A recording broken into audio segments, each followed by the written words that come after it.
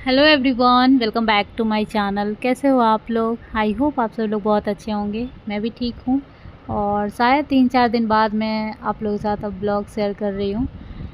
ये ब्लॉग है 15 तारीख का और इस दिन मैं जाने वाली थी बिहार।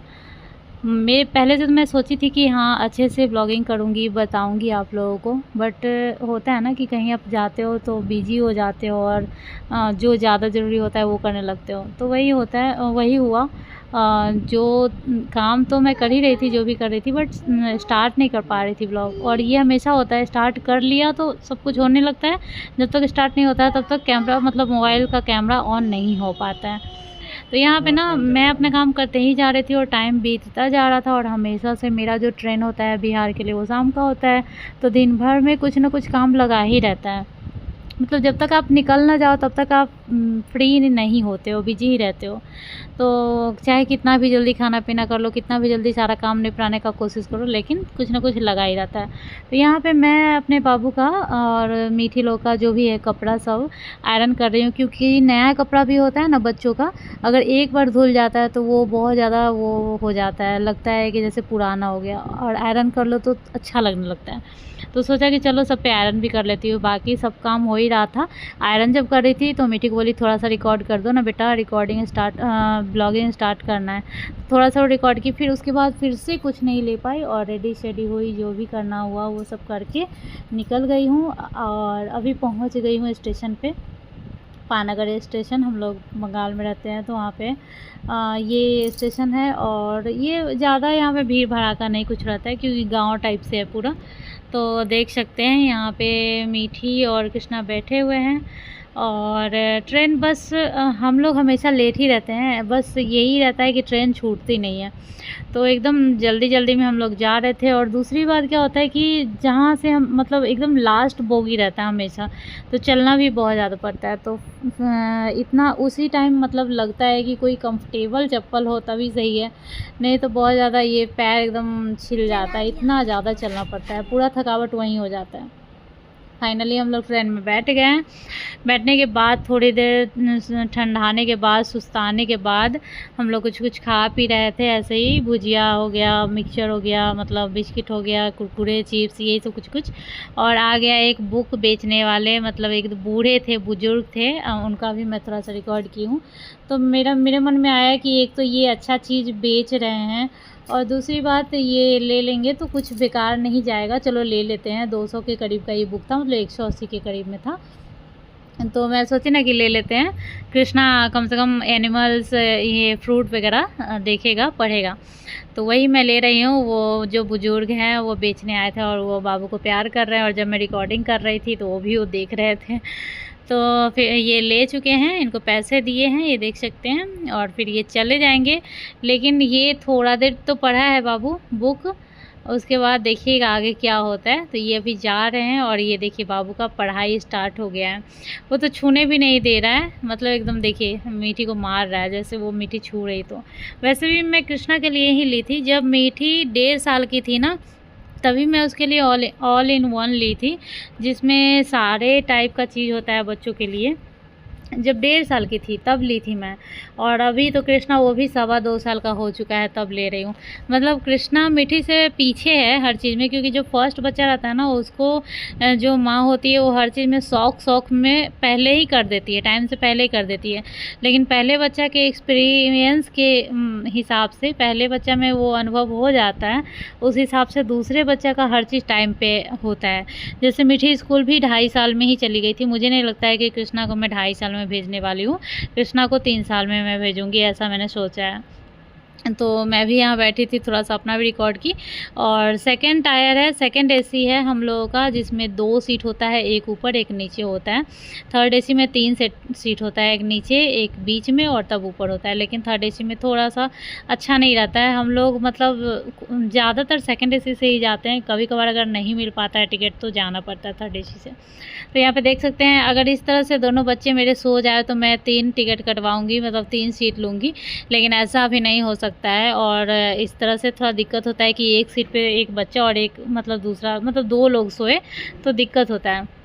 यहाँ ये लोग अभी नाटक कर रहे हैं, वैसे सोएंगे नहीं लेकिन दोनों एक साथ सो रहे थे, तो मुझे बहुत ज़्यादा अच्छा लग रहा था, तो सोचा कि थोड़ा सा रिकॉर्ड करती हूँ। मतलब दोनों भाई बहन कितना अच्छा से सो रहा है, खेल रहा है। और बहुत दिनों बाद मतलब नीचे वाला सीट मिला है, बहुत दिनों बाद, क्योंकि काफ़ी दिनों से मतलब यही समझ लीजिए कि जब से मैं बंगाल आई हूँ तब से कभी भी अच्छा सीट नहीं मिला था। अच्छा मीन्स कि एक नीचे एक ऊपर मिल जाए तो अच्छा है, लेकिन कभी मिल रहा था दोनों ऊपर ऊपर, तो कभी मिल रहा था साइड में, तो कभी मिल रहा था एकदम बाथरूम के बगल में ही जो रहता है सीट, जो मतलब बोगी में जो सबसे फर्स्ट में आता है, तो दोनों साइड तो बाथरूम ये सब रहता है, तो बार बार लोग बाथरूम जाता है, बार बार गेट खुलता है, तो ये सबसे ना बहुत ज़्यादा डिस्टर्ब होता है।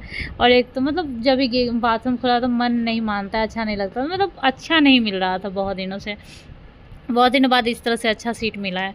तो यहाँ अब हम लोग रिलैक्स कर रहे हैं, और टाइमिंग जो हमारा था ट्रेन का वो 5:30 के करीब का था, तो इस टाइम तो ना खाने का टाइम होता है ना कुछ, और ठंड का मौसम थोड़ा बहुत आ चुका है। आप लोगों को भी पता है कि 5:30 में शाम भी हो जाता है, तो जैसे कि नॉर्मली गर्मी में ना 5:30 में शाम रहता है तो बाहर का सब कुछ दिखता है, तो विंडो के पास बैठने का कुछ फ़ायदा है, जैसे विंडो पास बैठ सकते थे, लेकिन अभी तो 5:30 में अंधेरा हो गया था, तो विंडो पास भी नहीं बैठ सकते थे, तो बच्चा लोग अंदर ही अंदर कर रहा था। अब हम लोग फाइनली उतर चुके हैं मुजफ्फरपुर बिहार में, और यहाँ हमारा भाई लेने के लिए आ गया है हम लोगों को, दोनों भाई आया था। और टाइमिंग भी मैं आप लोगों को बता देती हूँ, 1:15 का टाइम था, मतलब 8, 9, 10 घंटे का टाइम लग जाता है बंगाल से बिहार पहुँचने में। और वहाँ से 5:30, यहाँ 1:30 बजे का टाइमिंग था, लेकिन 15 मिनट पहले ही पहुँचा दिया।